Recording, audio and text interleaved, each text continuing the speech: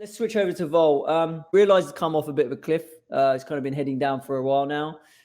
We didn't obviously take out that 29K area. That would have been the big catalyst to spark a move. So as we drifted down to 27 and bounced around, we've seen a 10 vol point drop. I've put 10 dropping more than 10 pots. I think you can see that typo means points, to around 43%. So ETH has dropped even more. ETH has dropped nearly 20 vol points in terms of realizing just shy of that. It has started to pop today, literally this morning. It's catching a bit of a bid, outperforming BTC by a few percent. So that may well turn it as well. We had suspected, we said in our note last week that we thought realized would continue to fall, but implieds would hold up. And we thought some positive carry would come back into the pricing. And that's exactly what happened. So you can see carry got down to pretty close to zero here. And now we've got nice, healthy, positive carry of around sort of 15 to 18 vol points, which is looking quite juicy. So enough to tempt some of the gamma sellers back, I would have thought. And that might happen into the end of the week. You know, as we literally go into Easter weekend, you might find that front end getting hit because there is some juice there. You know, we advocate that's not a bad trade now, selling some of that short dated vol. You know, generally though, because spot's found a range, like if spot does break higher, like Ethereum's threatening to do, I probably wouldn't sell gamma in Ethereum right now because of the fact it's got the catalyst as well. So BTC gamma kind of looks like an okay sell. I would always kind of cover the unknown tail risk though. So I would either buy wings and do things like condors or flies to just earn if it stays in the local zone, or I would do calendars because the curve is very flat. In fact, we can bring up the curve now. I mean, the term structure is just a straight line, right? Horizontal line pretty much. So that term structure has not budged all week. And so clearly that front end has got room to collapse at some point, right? If this thing really does just hold a range for a while. So I would say the weeklies are susceptible to getting hit.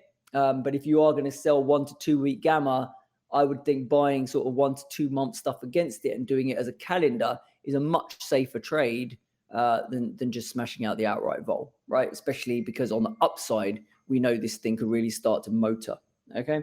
And then the BTC ETH vol spread or ETH BTC vol spread is kind of parking itself in the low single digits. You know, it had gone to zero or just below zero. It did bounce. And again, it's popping a little bit now, starting to grind a bit higher on this rally that we're seeing this morning. So it's at roughly around 3 vols in that short end stuff. Next week's really going to be the test though, to see if ETH can independently have a real move without Bitcoin doing much. The positioning set up for after the 31st of March last Friday, which was a big expiry, positioning setup does look cleaner now, suggests that above 1900 ETH can get going as dealers will flip short gamma, and we'll show that in a bit more detail. We still see the break of 29 to 30K as the trigger that you're going to need in BTC for a material vol spike in BTC, right? And right now, BTC seems to be taking a bit of a breather, okay? Looking at SKEW, weekly put SKEW faded back to neutral on BTC. It had caught a bit of a bid last week. Longer dated call SKEW has also ticked higher as flows have generally all been upside buyers, right? So that's going to create a bit of a bid to the upside. Ethereum put SKEW has still held pretty high in the front end at around 3 vols for puts. That was also flow driven. We had a big buyer of 1 week puts, again, which we'll show in a minute when we go through the flows. Medium term maturities are more neutral. Long end is still for calls though. So if Ethereum can manage to pop towards 2000, I'd expect that SKEW continues to move towards calls and starts to look a lot more like what BTC SKEW is pricing, basically. Now, this spot vol correlation has been very positive in crypto markets so far this year. So a call SKEW is definitely justified from a vol trader's perspective. But, you know, we've had these short-term net liquidity dynamics where the Fed balance sheet has increased due to these emergency lending programs. We think that might be overblown and not as bullish as the crypto community just blindly seems to believe because it's a liquidity game. A true pivot from the Fed is yet to be confirmed, And so the few major macro data points that are coming up are going to be very important, because, you know, if they kind of go against the narrative that the Fed is done, then that may have a negative impact on crypto. And then we still like using medium-term risk reversals to hedge some of our crypto holdings. We think it makes a lot of sense with that call premium there, and just in general, right? Like, I think as long as you don't go too long dated on these risk reversals, you can find that they provide you with protection. But even if BTC continues rallying, the chance of it actually getting through the strike that you've sold by the expiry is fairly low, because the strike is pretty far away. For example, right now I'm running a June risk reversal where my call strike short is 35k by June. So even if BTC rallies, I mean, it needs to rally a ton from here, really, to get to 35k by June, at which point I'm all right with letting go of some of my exposure, right? If not all of my exposure, right? Because I don't think these things will move in straight lines, and there will be ebbs and flows. So if you manage to get such a big move, such a big pop to there will probably be a chance to buy back exposures in a dip, basically, right? So that's kind of how I think about it. Okay, so that's where we are in terms of the vol side of things. Obviously, the dashboard right now quite neutral in terms of the strategy compass. Nothing too extreme there. It is showing obviously earn, because there's 15 vols of carry there, and you can see just in general the term structure is very flat, so it has got room to come down in the front. Ethereum's a very similar picture. You can see here, it is more saying buy puts though, because on an implied basis, Ethereum vols look cheaper than Bitcoin vols, because they're not trading at any premium to Bitcoin. Basically, normally they would trade at like a 10 vol premium.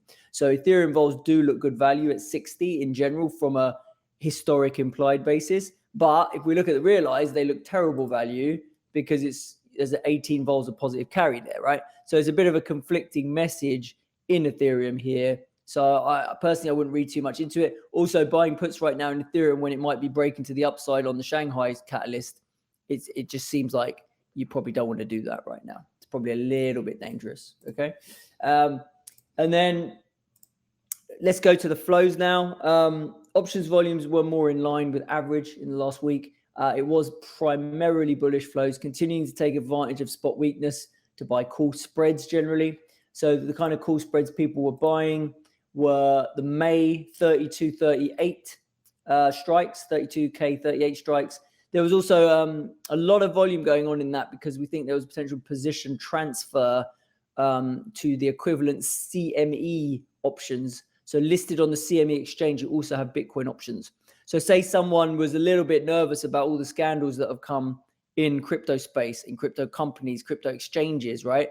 They might not be comfortable having millions of dollars of premium exposure on Deribit, which is a random exchange that hasn't been around that long. It's been around a while, but not like the CME, and it's parked in Panama, versus saying, okay, well, I can just have my exposure on CME and know that it's CME who's going nowhere, basically, right? So people are willing to maybe pay some premium to have the comfort and the peace of mind that their exchange counterparty is CME and not Deribit, which they might be more concerned about. Now, you also had June call spreads, 29, 35K, 35, 40K. So, you know, similar sort of structures. We're looking at 5,000 or 6,000 point wide call spreads that are trading. And we even had a March 24 one go up in the 50K, 65K strikes. That's like the longest maturity that's listed. That was a fresh maturity that was listed in Bitcoin. And that was a decent sized clip that went up in that this week. Okay. And then lastly, there was some downside activity in April, where generally there's put selling going on around this 26K, 25, 26K area, basically. Part of risk, some outright put selling, some part of bullish risk reversals. Okay, looking at Ethereum flows. So also very much skewed to the buy side. People taking advantage of the fact that prices are kind of dipping smalls. Although Ethereum didn't dip a whole lot, it's kind of been in that 1800 zone for a while, as the dealer community has generally been quite long vol. Now, we did see that big expiry on Friday last week. The positioning has shifted a little bit. We've had a load of buyers come in on the upside, a load of April calls being bought in the 2000 and the 2200 zone. That looks like people trying to play the Shanghai upgrade and whether that is going to be a potential catalyst to the upside and see Ethereum go to 2000 or beyond. But we did see this curious bit of low delta put buying as well. So 7th of April, 1 week low delta puts being bought in a large chunk, 45,000 options, which is reasonable size. Strange expiry to pick as well, 7th of April, because you won't capture the non-farm payrolls print there either. So I don't know what that was about, but it was definitely keeping a bid to the downside in the front end on Ethereum. And then last trade of note really in Ethereum was this call ratio, 2,500, 3,500 call ratio, 1/2. I like those sort of structures generally, especially when you've got that steep call skew on that really sort of high strike, low delta wing, which we do have. So you're getting to buy those 2,500s and sell the 3,500s at 10 vols higher in terms of implied vol. And that structure, 1,000 points of potential upside for a $35 spend roughly, looks like quite a nice structure. Doesn't buy a load of vol, doesn't pay a load of decay, but gives you low delta exposure to a rip higher in Ethereum in case you get one, basically, right? So that's the logic there, and really taking advantage of the shape of the surface, which are the type of trades that people like me and other vol RB types who have been trading vol surfaces for years love to express their views in that way, basically. Okay, so those are the flows. Let's move on to street positioning. Obviously, our trusty old GEX metrics from Amberdata. What are they saying? So we did have a reasonable sized short gamma position in BTC before expiry. We saw this really large spike to the downside. I don't know exactly like how accurate those are, whether those are timing issues or whatever, but basically the street was short in Bitcoin. It's a lot less short now. It's closer to neutral. So net post expiry. Similarly, we did go into short territory on ETH as well briefly, although it had been much more neutral for the past few weeks. And it is currently sitting at around flat gamma, basically, right? So that right now positioning is quite flat. However, if we look at the landscape, we see that on BTC, dealers are long downside, and that's kind of 27K and below, and they're short the more local and upside strikes from 28K all the way up to 32K. So clearly the street is short if we rally. Now we have stalled at 29K for now, but if we were to have another test and go through 30K, the street's probably going to trade a bit short gamma.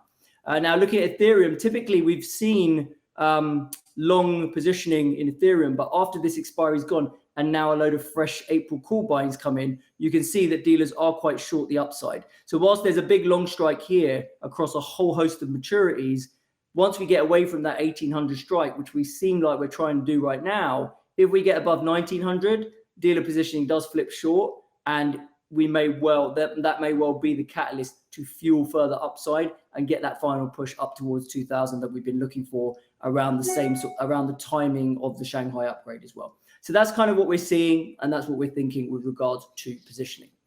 And that makes us slightly more bullish on Ethereum than we probably have been for the last few weeks. Okay, what have I been up to? I'm sure you're all asking yourselves. Good luck out there. Enjoy your Easter holidays, and I'll catch up with you all next week.